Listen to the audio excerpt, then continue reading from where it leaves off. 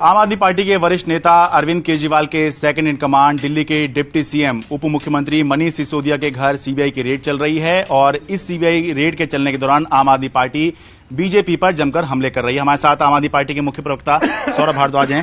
सौरभ जी, वैसे आप स्वागत करते हैं किसी भी जांच का कि हम तैयार हैं किसी भी जांच के लिए, लेकिन जब जांच होती है, सीबीआई रेड होती है, तो फिर आप हमले करते हैं कि ये देखिए ये इस तरह से कर रहे हैं। नहीं, ये हमला हम नहीं कर रहे, हम सिर्फ एक बात कह रहे हैं, हम एक पैरेलल ड्रॉ कर रहे हैं। दुनिया का सबसे बड़ा अखबार अमेरिका में छपने वाला न्यूयॉर्क टाइम्स मेरे सामने, आप देखिए, आप कैमरे पे दिखाइए, क्योंकि ये दिल्ली में नहीं छपता तो लोगों को नहीं पता चलेगा। इस अखबार के अंदर आज पहले पेज पे दिल्ली के सरकारी स्कूल के बच्चे की फोटो छपी है क्लासरूम के अंदर, और नीचे दिल्ली के शिक्षा मंत्री मनीष सिसोदिया की फोटो छपी है, और कहा जा रहा है कि दिल्ली की शिक्षा ने देश का पूरा नाम पूरी दुनिया में कर दिया। आज बच्चे सरकारी स्कूल में एडमिशन ले रहे हैं मनीष सिसोदिया की वजह से। सोचिए, एक एक हिंदुस्तानी, चाहे वो हिंदुस्तान में रहता हो, चाहे वो अमेरिका में रहता हो, कहीं भी रहता हो, उसके लिए कितने फख्र की बात है कि मनीष सिसोदिया की चर्चा शिक्षा के लिए हो रही है। और प्रधानमंत्री कार्यालय क्या कर रहा है? उस शिक्षा मंत्री के घर पे सीबीआई का छापा मारा जा रहा है, और वो ये कहने की कोशिश कर रहे हैं कि ये शिक्षा मंत्री नहीं है, ये एक भ्रष्टाचारी है। ये देश के लिए बड़े दुर्भाग्य की बात है कि अपने देश की नाक कटाने के लिए देश की केंद्र सरकार तत्पर है। ये नहीं होना चाहिए था। ये इसमें कोई शक नहीं कि जो दिल्ली के सरकारी स्कूलों में काम हुआ है वो बहुत बढ़िया काम हुआ है और सब देख रहे हैं, उसको कोई नकार नहीं रहा है। दिल्ली के लोग मानते भी हैं और बल्कि देश में भी लोग मान रहे हैं। लेकिन ये जो सीबीआई रेड हुई है, ये हुई है नई एक्साइज पॉलिसी के बारे में। जो मुख्य आरोप हैं सरकार पर वो ये हैं, पहली बात तो 144 करोड़ की जो लाइसेंस फीस थी वो वेव ऑफ क्यों हुई। दूसरा, 30 करोड़ की जो एक लाइसेंस धारक की फीस थी, ईएमडी जिसको बोलते हैं, अर्नेस्ट मनी डिपॉजिट, वो वापस क्यों की, रिफंड क्यों की।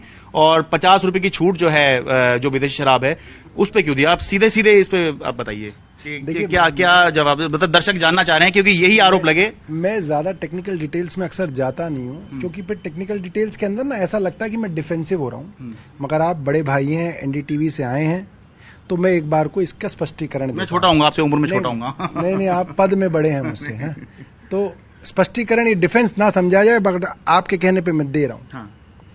144 करोड़ की छूट उन वेंडर्स को दी गई जो वेंडर्स रोज का 1 करोड़ रुपया सरकार को एक्साइज टैक्स देने का प्रॉमिस कर चुके हैं, लिखित में दे चुके हैं। अच्छा। आप किसी वेंडर को कह रहे हैं कि आप 1 करोड़ रुपया रोज सरकार को देंगे, मगर सरकार कह रही है कि लॉकडाउन है इसलिए आपकी दुकान नहीं खुलने देंगे। तो वो सारे के सारे वेंडर्स क्या करते हैं, वो हाईकोर्ट जाते हैं। आधा दर्जन पिटीशन हाईकोर्ट के अंदर लगे।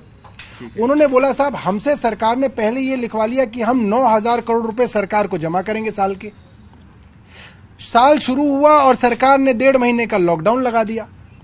लॉकडाउन हटा तो सरकार ने कहा कि इवन ऑड लगा दिया कि एक दिन ये दुकान खुलेगी, एक दिन ये दुकान खुलेगी।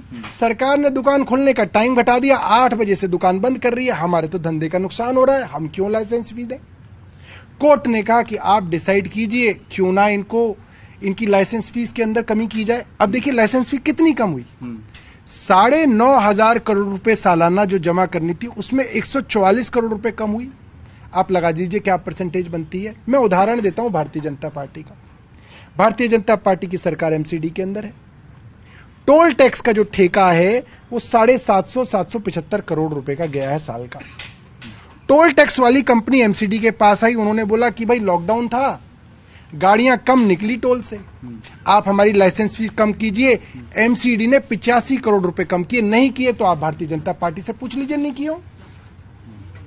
आउटडोर एडवर्टाइजमेंट वाले इनके पास आए, उन्होंने बोला हमारा घाटा हो गया, लॉकडाउन के दौरान लोग घर से बाहर नहीं निकले तो हमारी एडवर्टाइजमेंट किसी ने देखी नहीं तो किसी ने हमारी एडवर्टाइजमेंट दी नहीं, हमको आप कंसेशन दीजिए। इन्होंने उनको करोड़ों रुपए का कंसेशन दिया, नहीं दिया तो भारतीय जनता पार्टी से पूछिए। तीसरा, रेलवे मिनिस्ट्री ने लॉकडाउन के दौरान अगर रेलों के अंदर पैसेंजर नहीं आए और उनके लाइसेंसीज का नुकसान हुआ तो रेलवे ने अपने लाइसेंसीज को डिस्काउंट दिया, वेवर दिया। नहीं दिया तो पूछिए पीयूष गोयल से, नहीं दीजिए।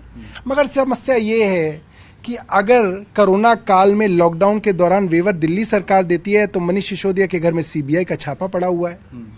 भारतीय जनता पार्टी के एमसीडी के कितने नेताओं के ऊपर सीबीआई का केस दर्ज हुआ और छापा पड़ा? पीयूष गोयल साहब माननीय मंत्री है, मेरी उनसे दुश्मनी नहीं है, अच्छे मंत्री होंगे, मगर उनके डिपार्टमेंट में भी यही हुआ। उनके घर पे सीबीआई कब छापा मारेगी?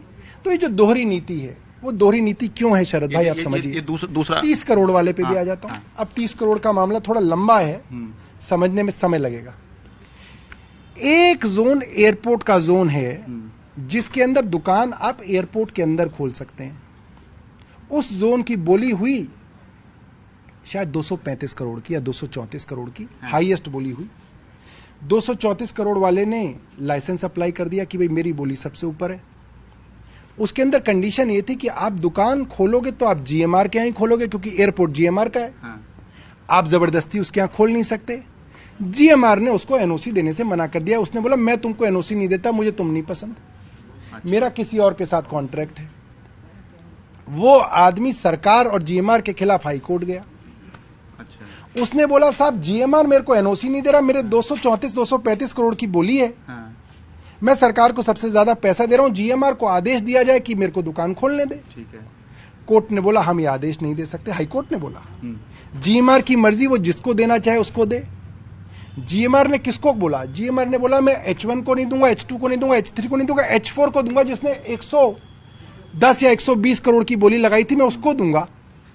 सरकार बोली हम कैसे मान जाएंगे भाई, हमें जहां 235 करोड़ रुपए मिल रहे हैं हम 110 करोड़ में कैसे मान जाएंगे?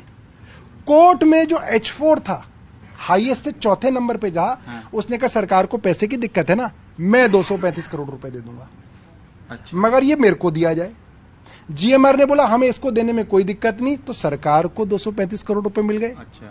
जीएमआर ने उसको एनओसी दे दिया। उसने बोला मेरा इसके साथ करार है, मैं इसको घुसने दूंगा एयरपोर्ट में, उसको नहीं घुसने दूंगा।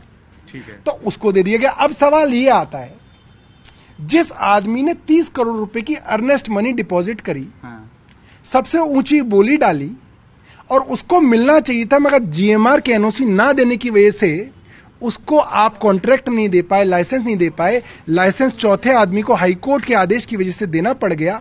अब आप उसके 30 करोड़ भी रख लोगे? ठीक है। आप रख सकते हैं क्या कि भाई जीएमआर ने तेरे को एनओसी नहीं दिया? सरकार को पूरी बोली मिल गई जितने पे था वो 235। सरकार को 235 करोड़ रुपए मिले, मगर जिसने बोली सबसे ऊंची लगाई और जीएमआर की वजह से जिसको ठेका नहीं मिला, आप उसके किस नैतिक आधार पे आप 30 करोड़ रुपए रख लोगे? शरद भाई आप ये समझिए। और मैं आपके श्रोताओं से जानना चाहता हूं, एक तो उसको वैसे ही उसकी सबसे ऊंची बोली के बावजूद नहीं मिला। अब आप बीजेपी वाले कह रहे हैं अरे साहब आपने उसका 30 करोड़ क्यों वापस कर दिए? हम तो कहना फोरफिट होना चाहिए था, रिफंड नहीं होना चाहिए था। क्यों होना, मतलब उसकी मैं ही जानना चाहता हूं एक साधारण विधायक होने के नाते कि क्यों होना चाहिए था, उसकी इसके अंदर क्या गलती थी? ये बड़ी अजीब सी बात है। और अगर चलिए ये भी कह भी दे कि नहीं होना चाहिए था, होना चाहिए था, तो इसके अंदर भ्रष्टाचार कहां से आ गया? मतलब आपको क्या लगता है कि जो आदमी सरकार के खिलाफ कोर्ट चला गया हो, कोर्ट के आदेश पे दूसरे आदमी को दिया गया हो, उसको 30 करोड़ रुपए वापस दिए हो, सरकार उससे पैसे वापस ले लेगी कि इसमें से भी तो हमें कमीशन दे दे? ये क्या बचपने वाली? तीसरा उठता है। अब वो 50 रुपए वाली बात, 50 रुपए जो छूट देने की भाई साहब मेरे को पक्का नहीं पता, मगर मेरा अंदाजा है कि बियर की एक पेटी के अंदर 12 बोतलें होती हैं। 50 रुपए की एक पेटी के ऊपर किसी इंपोर्टेड बियर के ब्रांड के ऊपर आपने कुछ ड्यूटी कम कर दी, एक बियर की बोतल पे कितना हो गया? 5 रुपए। उससे क्या होगा? सरकार के एक्साइज डिपार्टमेंट में एक नहीं, मुझे लगता है साल में दर्जनों ब्रांड्स के दाम ऊपर नीचे मार्केट फोर्सेस के हिसाब से किए जाते हैं। आज से नहीं, 20 साल से किए जाते हैं। और मुझे लग रहा है मंत्री का तो कोई लेना देना नहीं होता, तो कमिश्नर लेवल पे ही हो जाते हैं, इसमें कोई लेना नहीं होता। और दूसरा, उस पॉलिसी के अंदर लिखा हुआ है सरकार मार्केट फोर्सेस के हिसाब से जो भी प्रोडक्ट्स हैं उनके दाम ऊपर नीचे करती रहेगी। ये उस पॉलिसी में लिखा हुआ है। ये तो बेकार की बात है कि मतलब फला चीज ये सिर्फ जो है एक धुएं का किला बनाने की कोशिश है। उसके अंदर मनीष सिसोदिया जी जैसे एक महान इंसान को फंसाने की कोशिश है। फंसेंगे नहीं। बहुत बहुत धन्यवाद, आपने जो आरोप थे उनका विस्तार से और डिटेल में जवाब दिया। दिल्ली से अपने कैमरा सहयोगी पूजा आर्या के साथ मैं शरद शर्मा, एनडीटीवी इंडिया।